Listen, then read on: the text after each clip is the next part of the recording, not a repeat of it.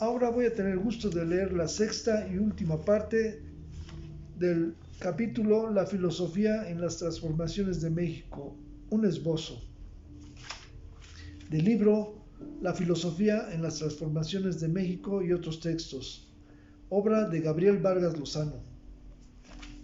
Bien, el levantamiento zapatista. En 1974, año del inicio del TLC, surgió como una impugnación de resonancia internacional el levantamiento del Ejército Zapatista de Liberación Nacional en el estado de Chiapas. Se demandaba justicia social para todo el país, pero en particular para los indígenas de México. El gobierno pretendió en un principio terminar con el movimiento mediante una serie de bombardeos.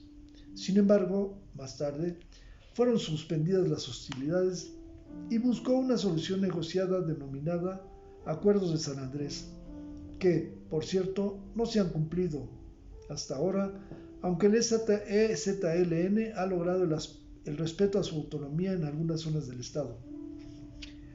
Salinas de Gortari cedió el poder a Ernesto Zedillo Ponce de León, de 1974 a 2000, tras el asesinato del candidato oficial Luis Donaldo Colosio, y Zedillo lo hizo con Vicente Fox, quien era representante de un grupo neoliberal perteneciente al Partido de Acción Nacional. Este hecho implicó que por primera vez el candidato de un partido distinto al PRI accedía a la presidencia. ¿Qué había ocurrido? Salinas de Gortari, al no haber obtenido la legitimidad por la vía electoral, realizó una serie de concesiones a las fuerzas conservadoras, el PAN y la Iglesia Católica. Y por su lado, estas fuerzas conservadoras se identificaron con la estrategia neoliberal. Por lo tanto, el cambio de personaje y de partido no representó nada nuevo, aunque se vendió como si la alternancia fuera un cambio democrático sustancial. A su vez, Fox le cedió el poder a su correligionario Felipe Calderón Hinojosa, quien desató una guerra contra los carteles de la droga y de paso en contra de sus opositores, que arrojó alrededor de 130,000 muertos en forma violenta. A su vez, Calderón le cedió el poder a Enrique Peña Nieto, de 2012 a 2018.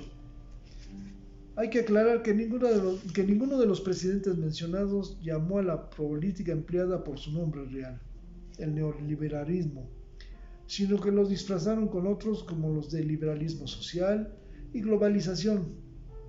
Todos ellos fueron cumpliendo, con inusual puntualidad, el programa neoliberal de reducción del Estado y venta de los bienes nacionales al exterior, como lo fueron los bancos, las industrias, los comercios y, por último, los recursos energéticos y la educación. Además, Salinas prometió que si cumplíamos el plan propuesto, México pasaría del tercer mundo al primer mundo. Terminó el periodo de Peña Nieto en 2018 y vinieron las elecciones que ganó por una abrumadora mayoría el candidato opositor, licenciado Andrés Manuel López Obrador, quien habían dejado a un país arrasado, pobre, inseguro, injusto y dependiente. Hagamos un resumen del país que encontramos después de 36 años de neoliberalismo.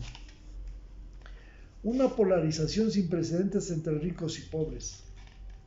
Una oligarquía que había manejado al país a voluntad. Una gran corrupción en todas las esferas. Una ausencia general de una auténtica democracia con algunas excepciones localizadas. Amplias zonas del país controladas por el narcotráfico y una inversión de valores éticos entre la juventud sumamente grave. Una gran inseguridad. Una enorme dependencia de los Estados Unidos al grado de que el actual presidente norteamericano ha chantajeado a México al amenazar con aumentar los impuestos a los artículos de exportación si nuestro país no se convierte en los hechos en el muro de contención de los emigrantes que quieren ingresar a Estados Unidos con o sin permiso. Obviamente estoy hablando de Trump. Estos inmigrantes, procedentes principalmente de los países centroamericanos, caribeños y africanos, han tenido que abandonar sus países por las condiciones en que los han dejado los oligarcas de aquellos países, así como las bandas delincuenciales. La cuarta transformación. En estas condiciones de desastre que dejó el país el neoliberalismo, fue que AMLO planteó una idea fuerza llamada la Cuarta Transformación, la cual es absolutamente necesaria, pero requerimos tomar conciencia de lo siguiente. En primer lugar, es necesario construir colectivamente las ideas de la Cuarta Transformación y contribuir democráticamente a su realización. En segundo lugar, es necesario distinguir entre los ideales a seguir y el proyecto a corto, mediano y largo plazo que se tiene que ir siguiendo para hacer realidades dichos ideales. Hay que tomar en consideración que han sido décadas para la construcción de un Estado corporativo y antidemocrático y décadas para cambiar la Constitución, vender el país e inclusive cambiar las conciencias de los ciudadanos en sentido negativo, es decir, mediante la tolerancia de la corrupción, la ausencia de una educación crítica y de excelencia, la persistencia de muchos males que nos han hecho un país disminuido cuando tenemos enormes recursos naturales y humanos. Por tal motivo, es necesario definir las metas ideales que queremos lograr, pero necesitamos ir pulsando si estamos caminando hacia allá o no, si estamos estancados o si nos hemos perdido en el camino. Esto es lo que llama el filósofo Ernest Bloch, llamó utopía concreta.